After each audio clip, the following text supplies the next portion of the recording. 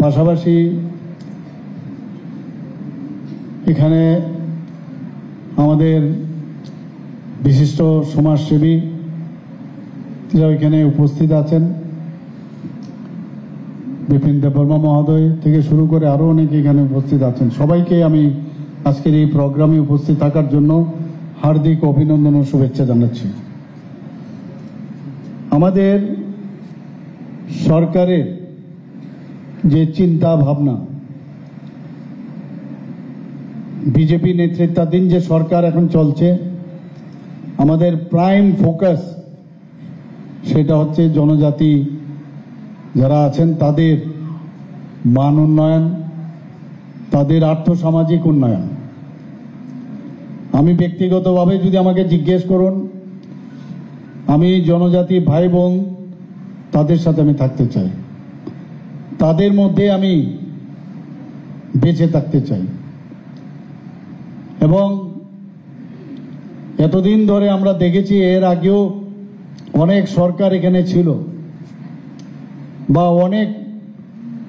অনেকে অনেক এই জনজাতিদের উন্নয়নের কথা বলে, কিন্তু আমরা যদি যশস্বী প্রধানমন্ত্রী নরেন্দ্র মোদীজি যখন 2014-তে প্রধানমন্ত্রীর দায়িত্ব নেন, তারপর আমরা দেখতে পাচ্ছি যে জনজাতিদের জন্য কারা কাজ করতে চাইছে। আমাদের সরকার মাননীয় প্রধানমন্ত্রীজির আশীর্বাদে এখানে 2018-তে প্রতিষ্ঠিত হয়েছে। তারপর থেকে ক্রমান্বয়ে এক একটা যে জনজাতিদের উত্তোলনের জন্য, তাদের ডেভেলপমেন্টের জন্য যা যা প্রয়োজন আমরা সেটা করছি। সবকিছু একদিনে হয়ে যাবে সেটা বলার কথা আমরা বলবো না, কিন্তু অন্ততপক্ষে জনজাতিদের নিয়ে আমরা রাজনীতি করব না। এতদিন ধরে আমাদের জনজাতি ভাই বোন মা সবাইকে নিয়ে যে ধরনের রাজনীতি হতো আমরা সবাই দেখেছি, এতে করে তাদের ডেভেলপমেন্ট তো হয়নি, বরং অনেক পিছিয়ে গেছে। আমাদের সরকার আসার পর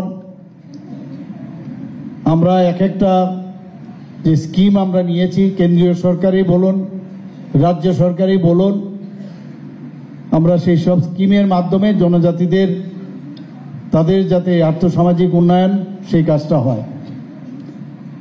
আপনারা সবাই জানেন যে ত্রিপুরাতে আমাদের প্রায় 4,80,000-এর উপরে এসএইচজি গ্রুপের সাথে যুক্ত আছে মহিলারা ত্রিপুরাতে। এর মধ্যে প্রায় 1,08,000 মাননীয় প্রধানমন্ত্রীজির যে আশা, যে আকাঙ্ক্ষা, যেটা উনি আমাদের মার্গদর্শন করিয়েছেন, ত্রিপুরাতে 1,08,000 লাখপতি দিদি হয়েছে। এর মধ্যে জনজাতি অংশের যারা আছেন, মেয়েরা আছেন, মহিলারা আছেন, তাদের সংখ্যা কিন্তু অনেকটা। তো আমরা এক একটা যে ডিসিশন এখানে নিচ্ছি, আপনারা সবাই দেখেছেন এখানে 1999-এ যারা কোনোদিন জনজাতিদের নিয়ে কথা বলনি, কেন্দ্রীয় সরকারে প্রথম যে অটল বিহারী বাজপেয়ীর সময়ে সেখানে ট্রাইবেল ডেভেলপমেন্ট ডিভিশন একটা হয়, সেটা মিনিস্ট্রি অফ সোশ্যাল জাস্টিসের সাথে আলাদাভাবে, আর এখন সেটাকে আলাদাভাবে ডিপার্টমেন্টই হয়ে গেছে, সেটাকে আলাদা করে। এবং বিভিন্ন মাননীয় প্রধানমন্ত্রী যে বারবার বলছেন যে ওনাদের জন্য যারা অন্তিম ব্যক্তি আছে তাদের ডেভেলপমেন্ট আমাদের কাছে খুবই গুরুত্বপূর্ণ, সেই দিশায় আমরা কাজ করছি এখানে। আজকে ত্রিপুরা রাজ্যের আমি বিভিন্ন জায়গায় আমি যাই, আমাদের যে প্রচলিত যে কালচার, আমাদের যে সংস্কৃতি কৃষ্টি, যার উপর ভিত্তি করে আমাদের যে মূল জায়গা রুট, সেটা কিন্তু আমি বিভিন্ন জায়গায় যাওয়ার পরে আমি দেখলাম জনজাতিদের মধ্যে যে সংস্কৃতি, যেটাকে নিয়ে আমরা গর্ব করি, যে জনজাতিদের যে সংস্কৃতি কৃষ্টি, সেগুলো আমাদের গর্বের বিষয়। এবং আমি বলতে দ্বিধা বোধ করব না যে আজকে এখানে আমরা যে সুতো দেওয়ার যে প্রোগ্রাম এখানে মুখ্যমন্ত্রীর নামে যে প্রোগ্রাম নেওয়া হয়েছে, 20,000-এর সমস্ত ত্রিপুরার মধ্যে 20,000 রেজিস্ট্রেশন হয়েছে এবং তাদেরকে সবাইকে আমাদের মা বোনদের সেই সুতো দেওয়া হবে। এটা তো একটা দিক। আমার নিশ্চয়ই আমার পূর্ববর্তী বক্তারা এই বিষয়ে বলেছেন। এবং যত আমরা একজন আরেকজনের থেকে দূরে থাকবো আমাদের ডেভেলপমেন্ট কিন্তু তত দূরে চলে যাবে। আমরা চাই আমাদের কাজের মাধ্যমে পরিচিতি হোক। আপনারা সবাই জানেন যে মহারাজাদের এতদিন ধরে 35 বছরের রাজত্বে 5 বছরের যে কংগ্রেসের রাজত্ব ছিল, এর আগেও কংগ্রেসের এবং অন্যান্য মিক্সড যে জোট সরকার ছিল বা কংগ্রেসেরই সরকার ছিল, কেউ সেইভাবে মহারাজাদের সম্মান জানায়নি। আমাদের সরকার আসার পর এই মহারাজার নামে যিনি কাজ করেছেন ওনাকে তো সম্মান আমাদের দিতেই হবে। যে মহারাজা আজকে এয়ারপোর্ট উনি দ্বিতীয় বিশ্বযুদ্ধের সময় সিঙ্গারবিল এয়ারপোর্ট উনি স্থাপন করেন এবং বলা হয় যে এই airport one of the oldest airport in India. আমাদের সরকার আসার পর মাননীয় প্রধানমন্ত্রীজি এসে ওনার নামে একটা মর্মর মূর্তি প্রতিষ্ঠিত করেছে এবং যে ওনার নামে উৎসর্গ করে আজকে বীর বিক্রম এয়ারপোর্ট নাম দিয়েছে। এর আগে তো অনেক সরকার ছিল এবং ওনাদের যে কীর্তি এবং ওনারা যেসব কাজ করে গেছেন সেইভাবে কিন্তু মূল্যায়ন হয়নি। আমার মনে আছে আমি যখন মুখ্যমন্ত্রী প্রথম হই তখনই আপনারা এয়ারপোর্ট রোড দিয়ে যদি আসেন, এই রাজ পরিবারেরই একজন সুসন্তান সারা পৃথিবীতে যাকে জানে শচীন দেববর্মন মহোদয়। ওনার নামে এত বড় সুরকার এবং এত বড় গায়ক এখনো গান শুনলে অবাক হয়ে থাকার মতো। সেই ওনারকে শ্রদ্ধা নিবেদন করে আমরা সেখানে আগরতলায় ঢুকতে এয়ারপোর্ট থেকে সেখানে আমরা ওনার মূর্তি সেখানে প্রতিষ্ঠিত করেছি। কামান চৌমুনির সাথে আরেকটা আইল্যান্ড ছিল। মহারাজা বীর বিক্রম কিশোর মাণিক্য বাহাদুরকে বলা হয় আধুনিক ত্রিপুরার রূপকার। শুধু মুখে কথা বললে হবে না, কাজে দেখাতে হবে। আমরা সেই আইল্যান্ডকে আমরা নির্দিষ্ট করলাম। একদম ছোটবেলায় আমি দেখেছি সেখানে 0 মাইল ফলক ছিল। এখান থেকেই শুরু হয় যে সেন্টার কোথার থেকে ফিতে মেপে যে কোন জায়গায় কত কিলোমিটার, তখন তো মাইল ছিল। আমি সরকারের যারা আমার ক্যাবিনেট মিনিস্টার্স আছে তাদের সাথে আমি কথা বললাম এবং সেখানে ওই 0 মাইল ফলককে উঠিয়েছি এবং মহারাজা বীর বিক্রম কিশোরের যে মূর্তি সেখানে স্থাপন করলাম। আমরা এক একবার যেখানে যেখানে আজকে যে বিভিন্ন যে ওনাদের কীর্তি, আজকে যদি আপনারা বলেন যে পুষ্পবন্ত প্যালেস, এই পুষ্পবন্ত প্যালেসকে রেট্রোফিটিং আমরা করেছি যাতে করে, কারণ কীর্তি থাকলেও মানে এটাকে মেনটেনেন্স করা ভেরি ডিফিকাল্ট। উজ্জয়ন্ত প্যালেসের কথা বলুন, সেটাকে মেনটেনেন্স করা, সেই জায়গার মধ্যে আমরা মিউজিয়াম বানিয়ে, আগে অ্যাসেম্বলি ছিল তারপর সেটাকে মিউজিয়াম বানিয়েছি এবং বিভিন্নভাবে সেখানে ডেভেলপমেন্ট করেছি।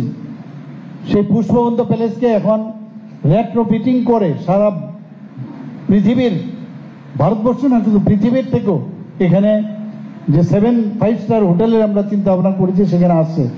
মানুষ এসে মাণিক্য ডাইনেস্টির সম্পর্কে জানবে। আমরা রেট্রোফিটিং করে প্রায় 17 কোটি টাকা খরচ করেছি যাতে তাদের কীর্তিগুলো ঠিক থাকে। BM hospital, Victoria Memorial hospital, আমরা যখন একেবারেই ছোট বা তারও আগে, আপনারা সবাই জানেন বিএম হসপিটাল বলতাম, সে ভিক্টোরিয়া মেমোরিয়াল হসপিটাল, সেটাকে আমরা ডিসিশন নিলাম যে এখন যে নতুন যে পদ্ধতি, এই যে টোটাল বিল্ডিংটাকে সেটাকে উঠানো যায় উপরে, মাটির প্রায় অর্ধেকটা নিচে চলে গেছে, সেটাকে আমরা উপরে তোলার জন্য আমি সেভাবে নির্দেশ দিয়েছি। বাজেট হয়েছে, সেটারও কাজ সেখানে হচ্ছে যাতে ওনাদের যে কীর্তিগুলো সবাই জানে এখানে। তো আমরা সব সময় এই রাজ্য মহারাজাদের যে কাজগুলো আমরা এতদিন ধরে যারা করিনি আমরা সেই কাজটা করছি। আপনারা সবাই জানেন যে গড়িয়া পূজার একদিনের ছুটি ছিল, আমরা দুদিনের ছুটি ঘোষণা করি, যাতে করে গড়িয়া পূজা আমাদের ট্রাইবেল জনজাতি গোষ্ঠীর যারা আছেন তারা যাতে আরো বেশি করে সেটাকে পালন করতে পারেন। কিছুদিন আগে আমি সংগ্রামা পূজা আপনারা সবাই হয়তো বা জানেন, পুজো হয় অনেক বছর ধরে। সেখানে যাওয়ার পর ওনারা বলছিলেন যে এই যে সংগ্রামা পূজা উপলক্ষে একটা রেস্ট্রিক্টেড হলিডে আপনারা যদি ডিক্লেয়ার করেন তো ভালো। আমি আসার পর ক্যাবিনেটে সেটা আনলাম, এনে সেখানে সংগ্রামা যে পুজো হয় তার রেস্ট্রিক্টেড হলিডে ডিক্লেয়ার করি। আমার অত্যন্ত ভালো লাগলো যে তার পরের দিনেই এই কমিউনিটির সবাই রাস্তায় নেমে এসছে এবং সরকারকে ধন্যবাদ দিয়েছে। হাজার হাজার সবাই ওরা এসে এই সরকারকে ধন্যবাদ দিয়েছে। একটু আগে আমি শুনছিলাম মাননীয় মন্ত্রী বাহাদুর বলছিলেন যে আমাদের জনজাতিদের শিক্ষা যাতে উন্নত না হয়, বেশি জানলে সমস্যা, না জানলে সুবিধা। ওই একটা সিনেমা হয়েছিল না, এই যে উৎপল দত্তর একটা বই, যে যাতে পড়াশোনা না করতে পারে হীরক রাজার দেশে। তো সেই জায়গার মধ্যে আমাদের এখানেও এগুলো কিন্তু সমাজের মধ্যে এগুলো ছিল, যাতে কম জানে, কম জানলেই মুশকিল, সেগুলো আগের সরকার এগুলো করতো ওরা। আর আমরা চাই আরো বেশি জানুক, কারণ যদি বেশি জানে কে ভালো কাজ করছে, কে কার সদ ইচ্ছা আছে, কে করতে চাইছে, সেটা যেন জানে, অন্ধকারে যেন না রাখে। আমরা তার জন্য আমাদের সরকার আসার পর আগে 4টা ছিল, 4টার জায়গায় আজকে টোটাল 21টা এখানে আমরা যে একলব্য মডেল রেসিডেন্সিয়াল স্কুল আমরা সেখানে করছি মাননীয় প্রধানমন্ত্রীজির হাত ধরে। আজকে অলরেডি 12টা শুরু হয়ে গেছে, আরো 6টা সামনের বছর সেটা কমপ্লিট হবে, আর বাকিগুলো সেটাও কমপ্লিট হবে। আমি এবার দিল্লি যখন যাই আরো যাতে 15টা আরো স্কুল হয় তার জন্য আমি সেখানে বলে এসেছি।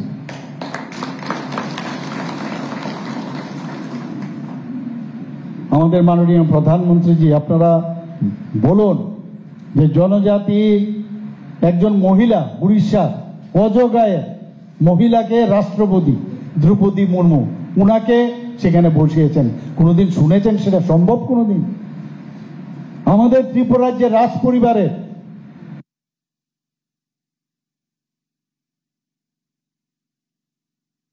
উপমুখ্যমন্ত্রী হয়েছিলেন এবং উনাকে তেলেঙ্গানার মতো একটা বড় রাজ্যে ছোট একটা রাজ্য থেকে নিয়ে উনাকে রাজ্যপাল বানিয়েছেন। এগুলো আপনারা চিন্তা করতে হবে। ভোটের রাজনীতি আমাদের সরকার করে না। এখনো যখন দিল্লিতে সাথে কথা বলে বারবার বলছে জনজাতিদের জন্য আমাদের করতে হবে, কোনো কম্প্রোমাইজ আমরা করব না, এবং সেই দিশায় কিন্তু আমরা কাজ করছি। আপনারা দেখেছেন ককবরক নিয়ে অনেক কথা হয়, বড় মোড়া পাহাড়ের নাম আমরা হাতাই কতর দিয়েছি। এগুলো করার অর্থটা কি? যে আমরা কতটুকু জনজাতিদের নিয়ে চিন্তা ভাবনা করি, তাদের যে সম্মান দেওয়া সেই সম্মান আমরা দিচ্ছি। গন্ডা ছোড়ার নাম গন্ডা তৈসা আমরা দিয়েছি, আরো অনেক নদী নালার আরো আমরা এইভাবে চিন্তা ভাবনা করছি। 18 মোড়ার নাম হাচুক বেরেম রেখেছি। এর আগেও আপনারা দেখেছেন যে ত্রিপুরাতে এক জায়গা থেকে আগরতলা থেকে যদি ধর্মনগর যেতে হতো বা আগরতলা থেকে যদি সাবরুম যেতে হতো, কখন যে পৌঁছবেন তার কোনো ঠিক ঠিকানা ছিল না। এখানে টেররিস্টদের আনাগোনা, আমি নিজেও চাকরির সুবাদে আমার বহুত কষ্ট হতো এক জায়গা থেকে আরেক জায়গায় যাওয়া। তো সেই জায়গায় আজকে দাঁড়িয়ে আপনি হঠাৎ এখন মনে হচ্ছে যে সাবরুমে যাবেন, কোনো চিন্তা নেই, আরামসে যেতে পারেন। রাস্তাঘাট ন্যাশনাল হাইওয়ে 6টা ন্যাশনাল হাইওয়ে করে দিয়েছে, ট্রেন আসছে, বড় বড় ট্রেন আসছে যাচ্ছে, প্লেন এতগুলো এয়ারক্রাফট হচ্ছে, ইন্টারনেট দিচ্ছে। তো এই যে সুযোগ সুবিধা সেটা সম্ভব হয়েছে বিজেপি নেতৃত্বাধীন যে গভর্নমেন্ট আজকে আমাদের ন্যাশনাল লেভেলে চলছে, সেন্ট্রালে চলছে, আর ত্রিপুরাতে চলছে। আজকে আমরা এই যে টেররিস্ট থেকে আমরা আজকে মুক্তি পেয়েছি। আমরা গত 4ই সেপ্টেম্বর 2024-এ এনএলএফটি এবং এটিটিএফ, ত্রিপুরা সরকার এবং ভারত সরকার, সেখানে আমিও গিয়েছিলাম, একটা চুক্তি হয়। এই চুক্তির সুবাদে 24শে সেপ্টেম্বর সবাই আমার সামনে এসে তারা অস্ত্র সমর্পণ, তারা সেখানে আমার সামনে রেখেছেন, সমর্পণ করেছেন। আজকে ত্রিপুরা একটা রাজ্য যেখানে আমরা বলতে পারি যে এখানে টেররিস্ট ফ্রি রাজ্য হয়েছে। আমি ওদের দোষ দিচ্ছি না, নানাভাবে বিভ্রান্ত হয়ে তারা এই রাস্তাটি ওরা নিয়েছিল। এখন মূল স্রোতে ওরা ফিরে এসছেন এবং সেই পথেই কিন্তু আমাদের কেন্দ্রীয় নেতৃত্ব সেইভাবে বলছেন। আজকে আপনারাই বলুন, যদি এই রাস্তা কি ঠিক? রাস্তা ঠিক নয়। আউট অফ দ্য ওয়ে যদি চলতে হয় তাহলে কোনোদিন শান্তি সম্প্রতি যদি না থাকে কোনো রাজ্যেরই কিন্তু উন্নয়ন সম্ভব নয়, দেশও উন্নয়ন হবে না।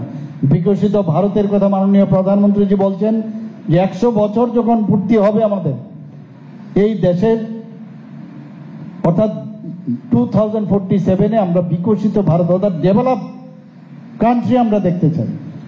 আমরাও ত্রিপুরার আজকে যদি দেশ বিকশিত হতে হয় তাহলে রাজ্যেরও বিকশিত হতে হবে। আমরাও আমাদের রোড ম্যাপ তৈরি করে বিকশিত ত্রিপুরার রোড ম্যাপ আমরা তৈরি করেছি এবং সেটা আমরা দিল্লিতে পাঠিয়েছি এবং 28টা পূর্ণ রাজ্যের মধ্যে আমরা 5th পজিশনে, আমরা 5ম যারা এই কাজটা আমরা করেছি। আমরা জনজাতিদের উন্নয়নের জন্য অনেক জায়গায় স্কিম করি, কিন্তু অফিস কাছারিতে যখন যাই সাব ডিভিশন লেভেলে বা ডিস্ট্রিক্ট লেভেলে গিয়ে কার কাছে কথা বলবে, তার জন্য আমরা সাব ডিভিশনাল লেভেলে টিসিএ সমকক্ষ, ডিস্ট্রিক্ট লেভেলে টিসিএ সমকক্ষ আমরা অফিসার নিযুক্ত করেছি, যাতে করে শুধু আমাদের জনজাতিদের স্কিমগুলো নিয়ে কথা বলবে। রাজ্যের বিভিন্ন জেলাতে এখন পর্যন্ত বনধন বিকাশ কেন্দ্র প্রায় 84টার মধ্যে আমরা করেছি। আমরা এর মধ্যে 100টি মার্কেট স্টল আমরা বানিয়েছি, যেখানে আমার বোনেরা আছেন, মেয়েরা আছেন। এই 100টি যে স্টল হচ্ছে তার মধ্যে 50% মহিলাদের জন্য। আমাদের সরকারের যে পলিসি সেইভাবে সেটা পাস হয়েছে আমাদের ক্যাবিনেটে, 50% মহিলাদের জন্য। 25,000 টাকা করে 9,326 জন যারা জনজাতি বেনিফিশিয়ারি আছেন, আমরা মুখ্যমন্ত্রী জনজাতি বিকাশ যোজনায় সেটা আমরা দিয়েছি। বিভিন্ন জায়গায় মহিলাদের এবং যাদের ট্রাইবেল যারা আছেন তাদের হোস্টেল যাতে তৈরি হয়, মহিলা কলেজ আগরতলা আমরা করেছি, আম্বেদকর কলেজ ফটিকরায়ে করেছি, গন্ডাছড়ায় করেছি, এরকম বহু জায়গায় আমরা সেই কাজটা আমরা করছি। আমরা 6ষ্ঠ থেকে 8ম শ্রেণীর যারা ছাত্রছাত্রীরা প্রি ম্যাট্রিক্স যে বৃত্তি স্কলারশিপ পেত, সেখানে 400 টাকা ছিল, সেটাকে 1000 টাকা আমরা করেছি। আমার মাননীয় মন্ত্রী প্রায়শ বলেন যে ওয়ার্ডেন নেই, ওয়ার্ডেন না থাকাতে বিভিন্ন হোস্টেলের সমস্যা হচ্ছে। আউটসোর্সিং ভিত্তিতে 170 জনের মতো আমরা হোস্টেল ওয়ার্ডেন নিয়োগপত্র অনুমোদন আমরা দিয়েছি। এর মধ্যে ক্লাস 3 থেকে 6 পর্যন্ত আমরা 3 জায়গায় এখন পর্যন্ত 3টি আশ্রম স্কুল জনজাতি এলাকায় আমরা করেছি। বিভিন্ন হোস্টেলগুলোতে যাতে স্মার্ট ক্লাসরুম হয় তার ব্যবস্থা আমরা করেছি। যারা উচ্চ শিক্ষায় যেতে চায় জনজাতি ছাত্রছাত্রীরা, তাদের জন্য এককালীন একটা আর্থিক ব্যবস্থা আমরা সুযোগ করে দিয়েছি।